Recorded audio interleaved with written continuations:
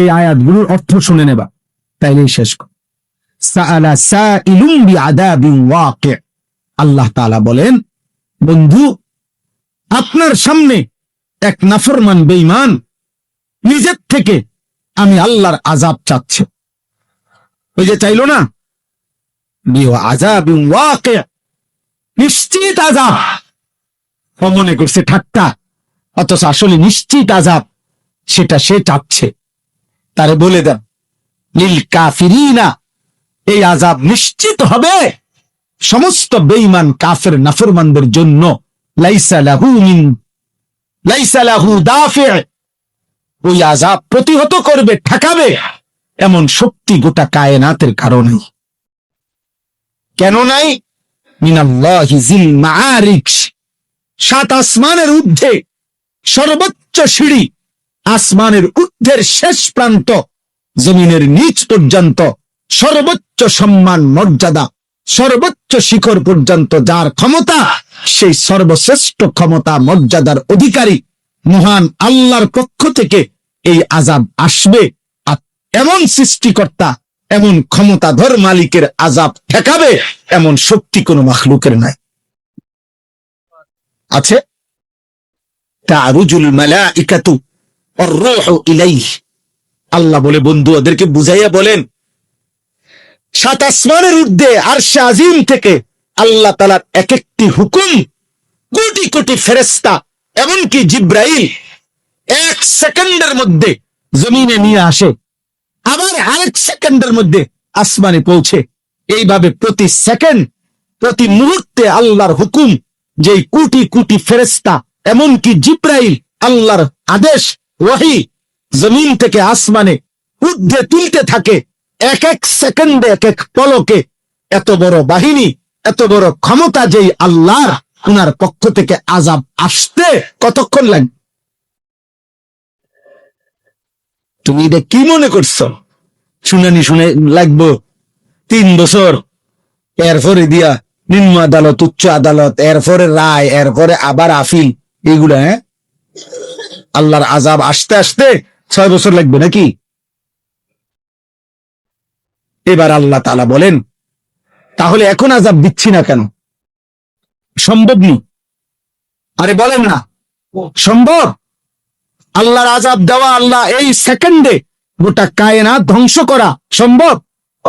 আল্লাহর আযাব আসা, আল্লাহ আযাব পাঠানো সম্ভব? তো আল্লাহ বলেন, কেন দিচ্ছি না এখন? তোমরা চাচ্ছ, এরপর আমি দিচ্ছি না কেন? ফি ইয়াউমিন কানা মিকদারুহু 50 আলফ সানা, কারণ আমি আযাবের জন্য একটি নির্দিষ্ট দিন ঠিক করে রাখছি। সেই দিনটার দৈর্ঘ্য, সেই দিনটার লম্বা হবে 50,000 বছর। সেই দিনের নাম হাসরের দিন, আখিরাতের দিন। আমি সেদিন আযাব দেব চূড়ান্ত। এই কারণে নগদ দুনিয়ায় নগদ আযাব দিচ্ছি না। এটা আমার ফয়সালা দেখতে দিচ্ছি না, তোমার ডরে, তোমার ভয়ে আমি দিচ্ছি না, বিষয়টা এমন না। তোমরা কি মনে করো ছেলেরা, যে তোমরা যারা চুল রাখো বেঈমানের মতো, তোমাদের যাদেরকে দেখলে ভয় পায়, তোমাদেরকে দেখলেও সংখ্য ছেলেকে মুসলমানের ভদ্র মানুষ বলে বুঝে যে এই দেখলে বোঝা যায় এ যে কোনো মুহূর্তে মানুষের ক্ষতি করবে। এজন্য মনে রাখবা, আমি সবসময় বলি, পাপী তোমারে কেউ ভাবে না। কোন মদখোর, নেশাখোর, গাঁজাখোর, নারী, ছবি, উলঙ্গপনা, বেহায়াপনা, অসভ্যতাকে করে, পরে নিয়ে বেটা এই সমাজের কেউ ভাবে না, তোকে নিয়ে কেউ ভাবে না, বরং তোকে নিয়ে মানুষ আতঙ্কিত। এক রাস্তার কুকুরকে যেমন মানুষ পাশ কাইটা যাইতে চায়, এরকম মাতাল চরিত্রহীন যুবককে দেখেও যেই কোনো বিবেকবান মানুষ পাশ কাইটা পলাইতে চায়, যে এ আর ও একই রকম ক্ষতিকর। এটা পশুরূপী জানোয়ার, এটা মানুষরূপী জানোয়ার। দুইটাই এই সমাজের জন্য ক্ষতিকর। নেশাখোর, গাঁজাখোর, ফুট্টাখোর, বাবাখোর, এটাও এই সমাজের জন্য ক্ষতিকর। আর ওই কুকুর যেটা মানুষের কামড়ায়, এটাও ক্ষতিকর। বরং প্রকারান্তরে এটার থেকে এটা আরো বেশি ক্ষতিকর,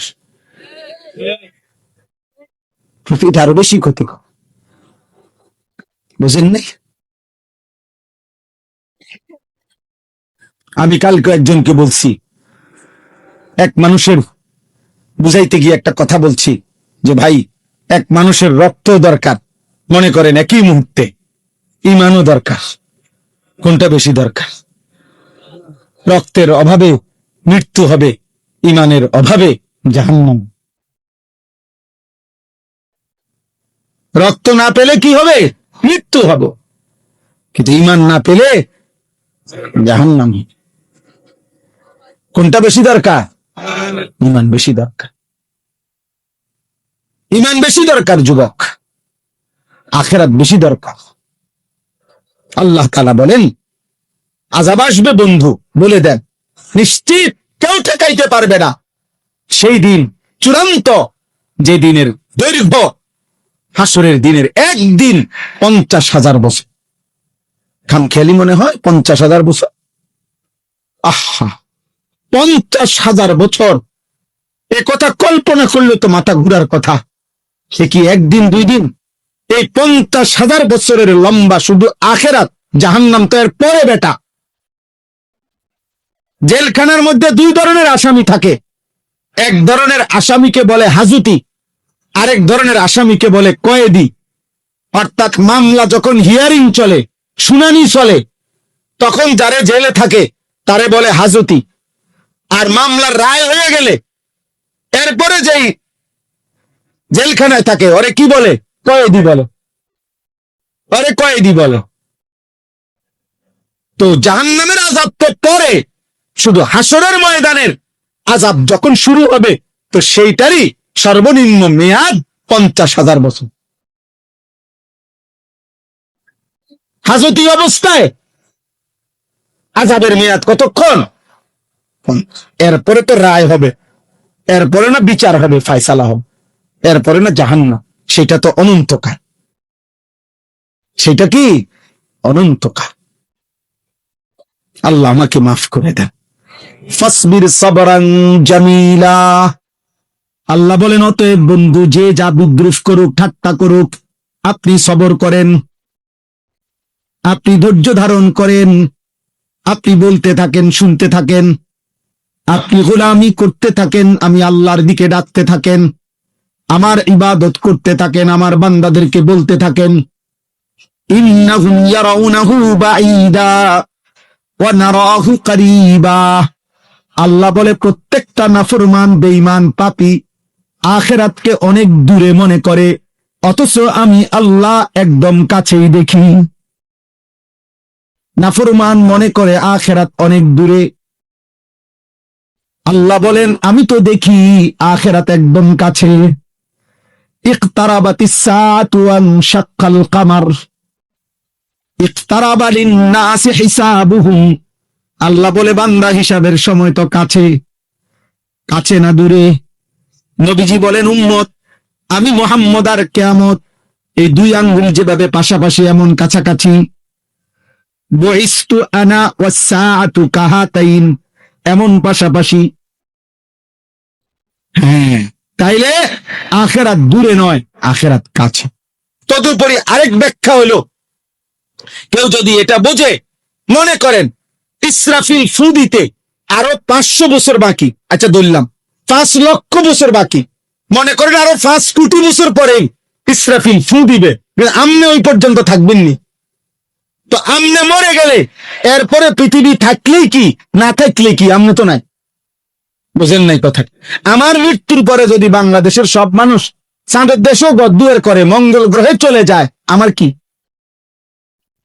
তাহলে আমার মৃত্যুই তো আমার আখিরাত।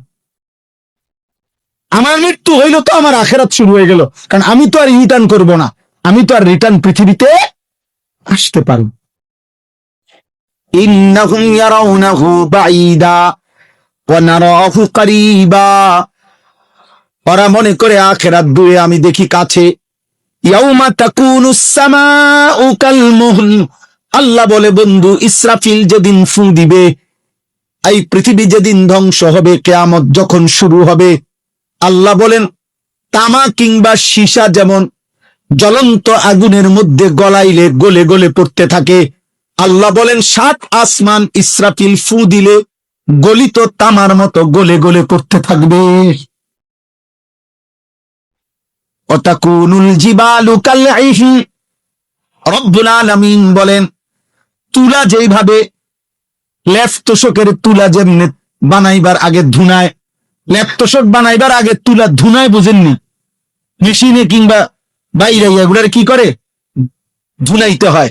এই ধুনাইন না তুলা যেরকম বাতাসে উড়াই দিলে সব উঠতে থাকে, আল্লাহ বলে পাহাড়গুলো এরকম ধুনানো তুলার মতো উঠতে থাকে।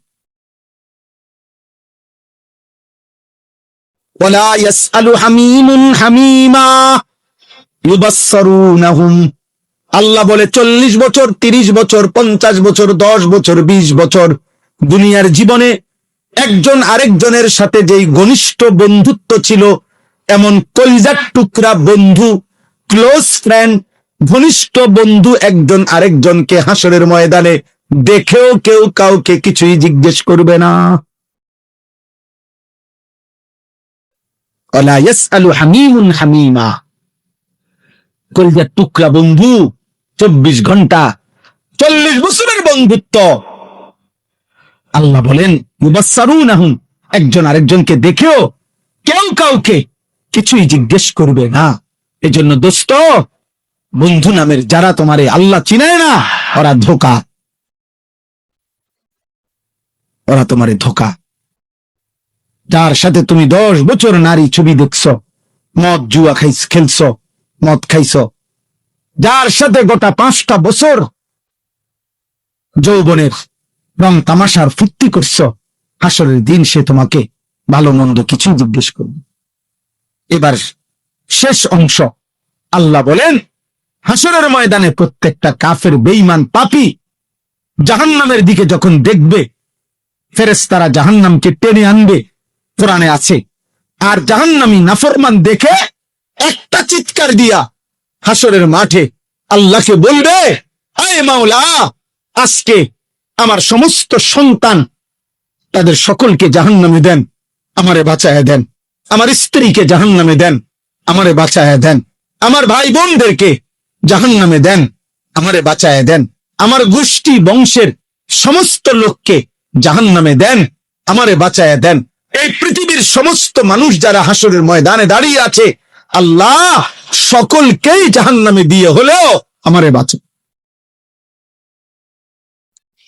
এই যে খোদার কসম, এটা কোরআন শরীফের আয়াত। ইয়াওয়াদ্দুল মুজরিমু লাউ ইফতাদি, প্রত্যেকটা নাফরমান পাপী বিনিময়ে জাহান্নাম থেকে বাঁচার বিনিময়ে দিতে চাইবে বিবানিহি, তার সন্তানদেরকে, ওয়া সাহিবাতিহি, স্ত্রীকে, ওয়া আখিহি, ভাই বোনদেরকে, ওয়া ফাসিলাতিহি আল্লাতী তুযি, যাদের সাথে সে বড় হইছে, সেই পুরা মহল্লা গ্রামবাসী তাদেরকে, ওয়া মান ফিল আরদি জামিআ, গোটা পৃথিবীর জমিনের সকলকে, সবকে জাহান্নামে দিয়ে হলেও সুম্মা ইউনজি, নিজেকে রক্ষা করতে বাঁচাইতে চাইবে। তাফসীরের মধ্যে আছে মুসা নবীর মতো নবী বলবে, আল্লাহ আমি কাউকে চাই না, নিজেকে বাঁচাইতে চাই। তো নাফরমান কি মনে করবে? সব নবী যেখানে বলবে ইয়া রব্বি নাফসি নাফসি, তো পাপী সেদিন কি বলবে? আল্লাহ বলবেন, নাফরমান যখন এভাবে বলবে, আল্লাহ বলবেন কাল্লা, না না না না, হবে না। গোটা পৃথিবী দিতে চাইলো, আজ আমি নেব না রে বান্দা, আজ তোকেই জাহান্নামে ফেলি। ইন্নাহা লাযা, ধাও ধাও, লেলিহান আগুনের শিখায় জাহান্নামের আগুনে তোকে নিক্ষেপ করা। নাজ্জাআতাল লিশশাওয়া, জাহান্নামের আগুনে ফেলবার প্রথম মুহূর্তেই তোমার সারা দেহের চামড়া আগুনে তুলে ফেলবে, খসে ফেলবে। আল্লাহ কোরআন, নাজ্জাআতাল লিশশাওয়া, তোর চামড়া তুলে ফেলবে। আমরা যেমন দুনিয়াতে কারো প্রতি রাগ করলে আমরা এটা কথার প্রসঙ্গে আমরাও বলি, এমন ফিরা দিম একদম চামড়া উঠে এলাম। আল্লাহ বলে বেঈমান, আজ জাহান্নামের আগুন দিয়ে তোর চামড়া উঠায় ফেল।